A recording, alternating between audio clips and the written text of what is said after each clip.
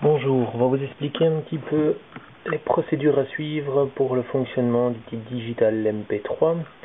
Donc tout d'abord, vous allez retirer le capuchon, ouvrir l'arrière, y disposer la pile, voilà, comme ceci. Voici, vous avez l'appareil qui va directement se mettre en marche dès que la pile a été posée.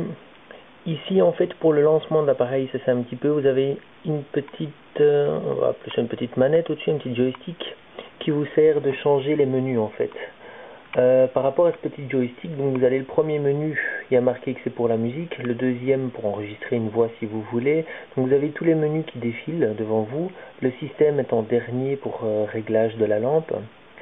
Donc quand vous allez vouloir avoir une musique, en fait vous devez aller au premier système du menu, et la petite manette, il faut pousser dessus, en fait, et en poussant dessus, vous rentrez dans les musiques.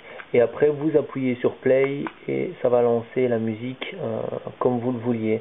Maintenant, pour ressortir de ce menu, vous faites le même système, vous appuyez sur la manette et ça va vous faire ressortir du menu et repartir au menu principal.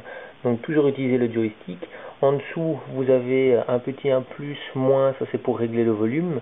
Vous avez un bouton hold ici qui est pour, on va dire, une sécurité. Dès que vous mettez le hold en route, si vous le mettez dans votre poche, ben, il n'y a plus rien qui sait se passer de spécial. Ici vous avez la prise casque.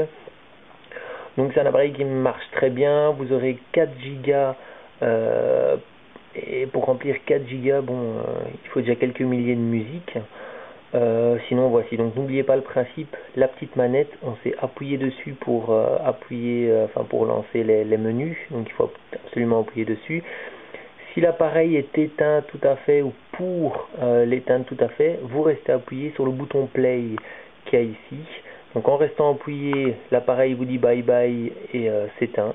Donc pour rallumer l'appareil, on recommence la même chose, on appuie sur le bouton play, il se met en start, il va se relancer et une fois qu'il est relancé, la même chose, la petite manette ici pour choisir un petit peu le menu qu'on veut, appuyer dessus pour sélectionner le menu et la voir un petit peu. Voilà, donc je crois que pour l'explication on a été assez complet. Je vous remercie. Au revoir.